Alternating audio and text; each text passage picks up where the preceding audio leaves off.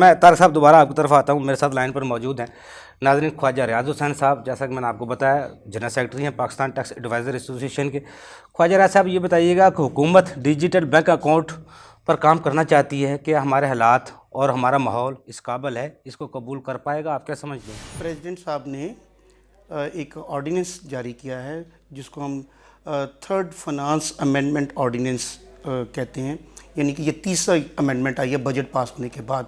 और ये चूँकि असम्बली का इजलास वो जारी नहीं होता तो प्रेसिडेंट साहब इसका ऑर्डिनेंस जारी कर देते हैं, जिसके ऊपर अपोजिशन के एतराज़ात हैं कि इस वक्त पाकिस्तान में जितने भी कवानीन आ रहे हैं वो प्रेसिडेंशियल ऑर्डिनेंस के तहत आ रहे हैं और ये इसको नापसंद किया जाता है।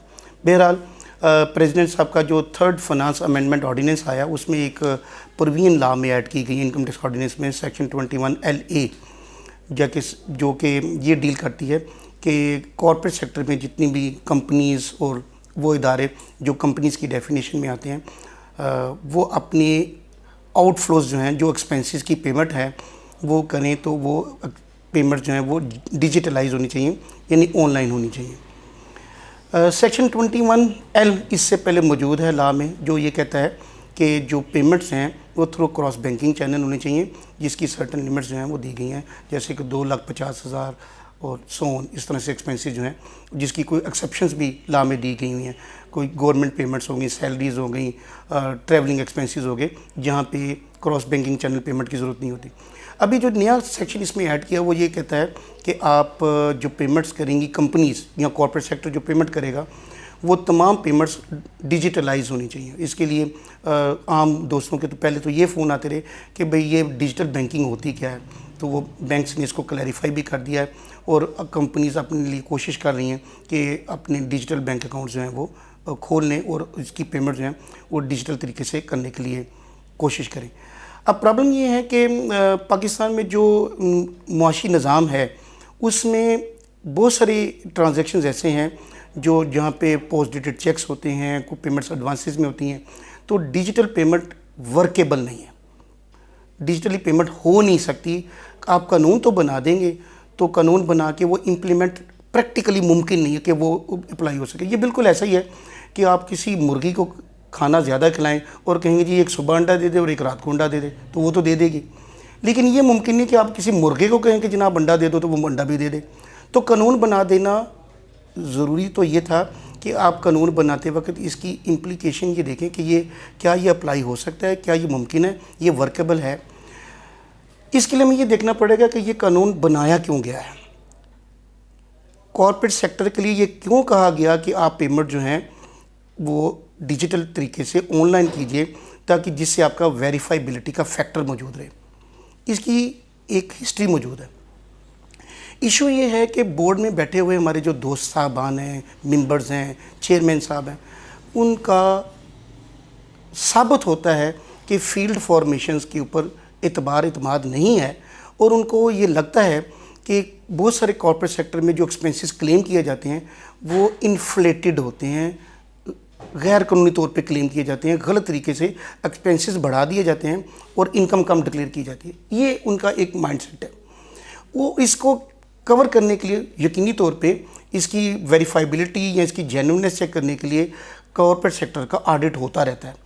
जब वो ऑडिट होता है तो यकीनी तौर पे वो ऑडिट का मतलब ये कि टैक्स पेयर अपने टैक्स लायर के ज़रिए से अपनी डॉक्यूमेंटेशन, अपने जितने भी एक्सपेंसेस हैं उनकी डिटेल्स और वोचर्स और रिसीट ऑफ एक्सपेंसेस जो हैं वो तमाम पेश करते हैं टैक्स ऑफिसर को। अब जो हमारे टैक्स ऑफिसर हैं जो कि डिप्टी कमिश्नर इनकम टैक्स हैं, तो बोर्ड में बैठे हुए लोगों का ख्याल है कि वो जो डिप्टी कमिश्नर साहबान इन केसेस की असेसमेंट करते हैं तो इन एक्सपेंसेस को वो इन्फ्लेट जो किए गए हैं उनको एक्सेप्ट कर लेते हैं। इस चीज़ को इनकाउंटर करने के लिए उन्होंने एक ये कानून बना दिया कि जी तमाम पेमेंट्स जो हैं कॉर्पोरेट सेक्टर में वो डिजिटलाइज पेमेंट होंगी। मेरे ख्याल में ये इस मसले का सलूशन नहीं है। ये ऐसा नहीं है कि कहीं इक्का दुक्का कोई गलत काम हुए हैं तो आप पूरा निज़ाम या पूरा कानून ही चेंज कर दें, जो कि अदरवाइज़ वर्केबल नहीं है। उसके लिए तरीकाकार ये है कि आप स्टेक होल्डर्स को इत्मीनान में लीजिए और अपने स्टाफ की कैपेसिटी बिल्डिंग कीजिए और ऐसे इन्वायरमेंट और ऐसी प्रोविजंस बनाइए जिससे कानून की कंप्लायंस बढ़े। ये कानून बनाने से कानून की कंप्लायंस जो है वो बढ़ेगी नहीं, بلکہ اس کے اپنے ریپریکیشنز ہیں.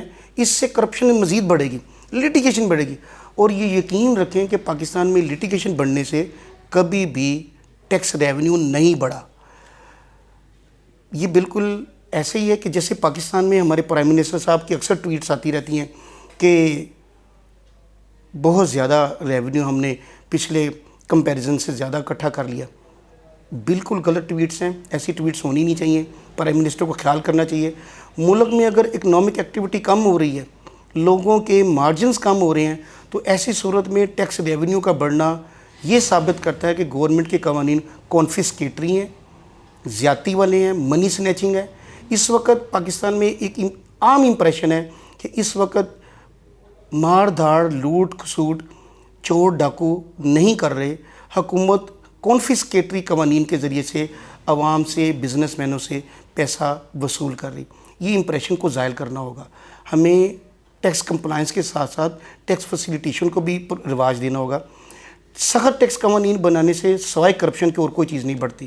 جو ٹیکس ریونیو ہے وہ اس کے بڑھنے کا ایک ہی طریقہ ہے کہ ملک میں بزنس ایکٹیویٹی بڑھے, ٹریڈنگ ایکٹیویٹی بڑھے, آپ کی امپورٹس کم ہوں اور لوکل مینوفیکچرنگ زیادہ ہو.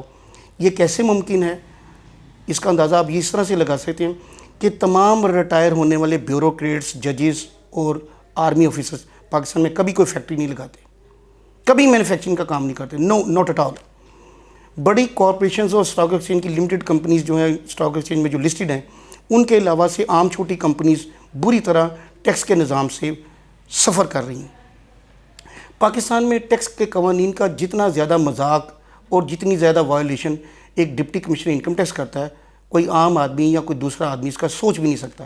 اس کی وجہ یہ ہے کہ آپ کے 90% ٹیکس کے کیسز جو اسیسمنٹس کی جاتی ہیں ہائی پچ پہ, کانفسکیٹری, بڑے بڑے چھکے مارے جاتے ہیں, وہ اسیسمنٹس اپیل سٹیج میں کمشنر صاحب کے پاس, ٹریبونل میں, ہائی کورٹ میں سٹینڈ نہیں کرتے. 90% سے زیادہ. تو 90% سے زیادہ اگر کیسز سٹینڈ نہیں کرتے تو اس کا مطلب یہ ہے کہ وہ قانون کی وائلیشن جو ہے, وہ جو آرڈرز کیے جاتے ہیں یا جو قوانین پہ اس کا مذاق اڑایا جاتا ہے ان آرڈرز کے ذریعے, وہ مینٹینیبل نہیں ہے. اس کے لیے یہ بورڈ کے لیے ایک لمحہ فکریہ ہے کہ لاجیکل, فیئر قوانین بنے اور قوانین کا استعمال جو ہے وہ فیئر ہو, کانفسکیٹری ابیوز نہیں ہونا چاہیے. اس سے یہ ہے کہ لٹیگیشن بڑھتی ہے اور لٹیگیشن کی کاسٹ ہمیشہ ٹیکس گزار بیئر کرتا ہے. اس یہی وجہ ہے کہ پاکستان میں مینوفیکچرنگ سیکٹر, انڈسٹریل سیکٹر بری طرح سے ڈاؤن گریڈ ہو رہا ہے اور یہ ملک کے لیے انتہائی خوفناک ہے. اس کے لیے بورڈ میں بیٹھے ہوئے جو سینئرز ہیں ان کو یہ ڈیجیٹلائی پیمنٹ جو ہے, اگر تو آپ کے ملک میں بہت زیادہ ترقی ہو رہی ہے اور آپ کے عوام بھی پڑھے لکھے ہو گئے ہیں, تو آپ اس طرح کے قوانین بنائیں. قوانین آپ امریکہ جیسے بناتے ہیں, فیسیلیٹیز آپ کی نمیبیا جیسی بھی نہیں ہیں, تو یہ بڑا مشکل ہو جائے گا. اور اس کا الٹیمیٹلی بینیفیشری جو ہے وہ دو ہی لوگ ہیں, ٹیکس مین. اور ٹیکس مین کے اندر کون کون لوگ شامل ہیں وہ آپ کو پتہ ہے, وہ بتانے کی ضرورت نہیں ہے. خواجہ صاحب یہ بھی بتائیے گا کہ پہلے 3 آرڈیننس آ چکے ہیں, حکومت چوتھے آرڈیننس کی تیاری کر رہی ہے, آپ کیا سمجھتے ہیں؟ اس کے علاوہ ایک اور امینڈمنٹ سننے میں آ رہا ہے کہ فنانس امینڈمنٹ آرڈیننس 4 جو ہے وہ بھی ابھی آنے والا ہے, جس میں سننے میں آ رہا ہے کہ جتنی بھی ایگزمپشنز سیل ٹیکس میں دی گئی ہوئی ہیں چھٹے شیڈول میں, وہ بھی وڈرا ہو رہی ہیں, ری ویمپنگ ہو رہی ہے, دوبارہ سے اس کو ریفریز کیا جائے گا. تو میرے خیال میں جتنی تیزی سے یہ امینڈمنٹس کی جا رہی ہیں اس کے لیے ضروری یہ ہے کہ آپ سٹیک ہولڈرز کو لوپ میں لیں. سٹیک ہولڈر سے مراد وہ بار ایسوسیشنز نہیں ہیں جو بورڈ کے پاس صرف ڈیٹ ایکسٹینڈ کروانے کے لیے جاتی ہے کہ جی ریٹرنوں کی ڈیٹ جو ہے وہ بہت کم ہے, وہ ڈیٹ بڑھا دیں. اس سے مراد ہے پاکستان کی فیڈریشن, چیمبر آف کامرسز وغیرہ, لوکل بھی, شہروں کی بھی, جیسے لاہور چیمبر ہے, کراچی چیمبر ہے, یہ سٹیک ہولڈرز ہیں. But they are not playing their role. وہ وہاں پہ شاید کچھ اور ہی چل رہا ہے. وہاں پہ ملکی اقتصادی معاملات یا ٹیکس کے معاملات کے متعلق شاید اتنا امفیسائز ہے نہیں, وہاں پہ اتنی زیادہ کنسیڈریشن ایشوز پہ ہوتی نہیں ہے. تو میرے خیال میں ہونا یہ چاہیے کہ بورڈ کو یہ چاہیے کہ سٹیک ہولڈرز کو بھی آن بورڈ لے, تو اس کے ساتھ مشاورت کرنے کے بعد ایسے قوانین بنائے جائیں جس سے پاکستان میں انڈسٹریلائزیشن اور مینوفیکچرنگ کا سیکٹر جو ہے وہ بڑھے اور بزنس ایکٹیویٹی بڑھے. بزنس اور ایکٹیویٹی بڑھنے سے ہی یقینی طور پہ ٹیکسز بڑھ جائیں گے. اس کے لیے کوئی ہارڈ اینڈ فاسٹ رول بھی نہیں ہے, کانفسکیٹری پروویژنس کی بھی ضرورت نہیں ہے. بزنس بڑھے گا, ٹیکسز آٹومیٹکلی بڑھ جائیں گے. خواجہ صاحب موجودہ حالات میں سلوشن کیا ہے؟ آپ کیا تجویز دیں گے؟ کس طرح بہتری لائی جا سکتی ہے؟ صدارتی آرڈیننس لانے کے بجائے ٹیکس نظام کو کس طرح بہتر کیا جا سکتا ہے؟ اس سال ٹیکس کی جو ریٹرنوں کی ڈیٹ ہے وہ کوشش کی گئی کہ اس کو کنٹین کیا جائے, اور 15 اکتوبر کے بعد جو ہے وہ ٹیکس ریٹرنز کی ڈیٹ جو ہے وہ نہیں بڑھائی گئی. اس کے اوپر میں چھوٹی سی ایک بات کرنا چاہتا ہوں.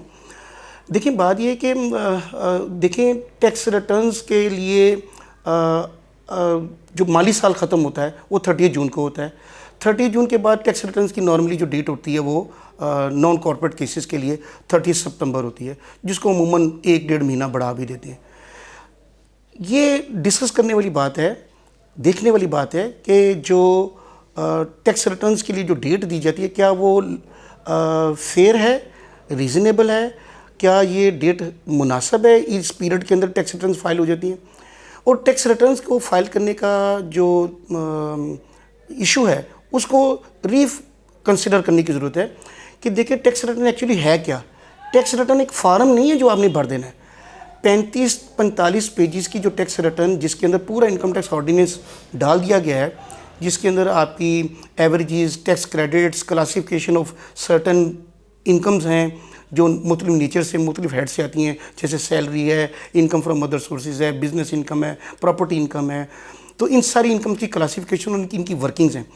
ایک ٹیکس لائر کے لیے یہ چیز ہوتی ہے کہ وہ آپ کی 30 جون گزرنے کے بعد اپنے کلائنٹس کے ساتھ میٹنگز کرتے ہیں اور ان سے ڈاکومنٹیشن کرواتے ہیں, پیپرز منگواتے ہیں, اور ان کے ساتھ ڈسکشنز کرتے ہیں کہ ان پیپرز کی ٹیکس ریٹرنز اس سے کیسے تیار ہوں گی. تو ایکچولی وہ جب پیپرز منگواتے ہیں تو کئی دفعہ ایسا ہوتا ہے کہ وہ پیپرز 1 گو میں کمپلیٹ نہیں ہوتے, اس کے بعد 1-2-3 میٹنگز مزید ہوتی ہیں جس میں وہ پیپرز مزید, جیسے کہ آپ نے پراپرٹیز خریدی ہیں, بیچی ہیں, گاڑیاں, بینک سٹیٹمنٹس, بچوں کی فیسیں ہیں, گھریلو اخراجات ہیں, فورن ٹریولنگ ہے, بینک کے جو آپ کے سرٹیفکیٹس ہیں بینکوں سے لینے ہیں, ود ہولڈنگ سرٹیفکیٹس آپ نے مختلف اداروں سے لینے ہیں. تو ایکچولی یہ کام جو ہے اوور دا ایئرز لیبوریس ہو گیا ہے. ایک کیس کے اندر آپ کو 3-4 میٹنگز کرنی پڑتی ہیں اور کئی آرز ہوتی ہیں جن کے تحت آپ ان چیزوں کو کمپائل کر کے ٹیکس ریٹرن تیار کرتے ہیں. ایکچولی ایک وکیل ایک ٹیکس ریٹرن تیار نہیں کرتا. یہ غلط فہمی ہے کہ وکیل ٹیکس ریٹرن تیار کرتا ہے. وکیل آپ کے ڈاکومنٹس لینے کے بعد ان ڈاکومنٹس کا آڈٹ کرتا ہے. جب وہ آڈٹ کرتا ہے تو آڈٹ کرنے کے بعد پھر وہ اس کا سیکشن 120 کا ڈیمنگلی آرڈر پاس کرتا ہے, جس کو ہم سیلف اسیسمنٹ آرڈر کہتے ہیں. جو سیکشن 120 کا آرڈر ہے وہی سیکشن 114 کی ٹیکس ریٹرن ہے. تو یہ آڈٹ کرنے کے بعد جو ریٹرن تیار ہوتی ہے وہ سیکشن 120 کا ڈیمنگ آرڈر ہے. اب آپ یہ غور کیجئے کہ 3 مہینے اگر ٹائم ملا ہے, یعنی جون سے لے کے 30 ستمبر تک آپ کی ٹیکس ریٹرن تیار ہونی ہے, تو 3 مہینے ملے, جیسے کہ اس کو کہہ سکتے ہیں 90 ڈیز. ان 90 ڈیز میں 40 دن جو ہیں وہ چھٹیاں ہیں تقریباً. آپ کو جو ورکیبل ٹائم ملتا ہے, یعنی جمعہ, ہفتہ اور اتوار, یہ 3 ہفتہ اتوار تو ویسے چھٹی ہوتی ہے, جمعے کو بھی تقریباً کام نہیں ہوتا. تو پھر یہ دیکھیے کہ یہ جو آپ کا پیریڈ ہے وہ 50 دن بنتے ہیں.